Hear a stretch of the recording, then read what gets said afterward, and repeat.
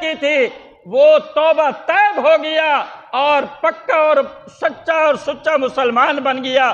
پھر اللہ کے پاک پیغمبر نے یہی آیات مبارکہ پڑھی کہ میرے رب کا قرآن سچا ہے، محمد جوان جو قرآن بیان کر رہا ہے یہ سچا ہے۔ ان الصلاۃ تنہی عن الفحشاء والمنکر ولذکر اللہ اکبر۔ تیسری چیز توجہ ہے، یہ ذکر کرنا سبحان اللہ تے الحمدللہ بہت اچھی بات، لیکن معنی یہ نہیں ہے، معنی یہ نہیں ہے۔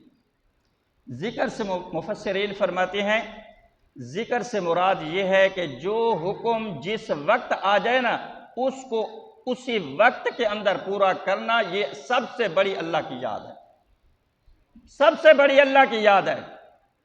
نماز نہیں پڑھتا سبحان اللہ تسبیح چل رہی ہے، زکوٰۃ نہیں دیتا تسبیح چل رہی ہے، جہاد کی اہمیت کو نہیں تسبیح چل رہی ہے، اخلاق گندے ہیں تسبیح چل رہی ہے۔ نانا میرا دوست قرآن کو سمجھ، رب کعبہ کی قسم دھوکے کے اندر نہ رہے، موت آنے والی ہے۔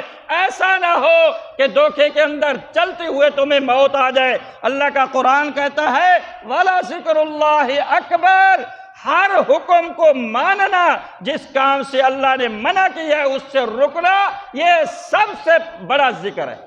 ہر وقت خدا کو یاد کرنا۔ نماز کا حکم آ گیا ہے پہلے سے تیار ہے، زکوٰۃ کا حکم آ گیا ہے، مال علیحدہ یتیموں مسکینوں کے لیے رکھا ہوا ہے، اور جہاد کا حکم آ گیا، گھوڑے تیار ہیں، تیر تلوار سارے سنبھلے ہوئے ہیں، پیغمبر اشارہ کرے ہم جانیں قربان کرنے کے لیے تیار ہیں۔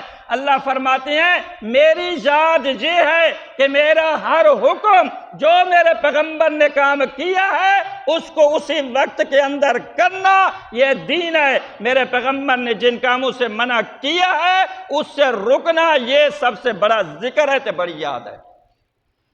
16واں پارہ دیکھیں جی۔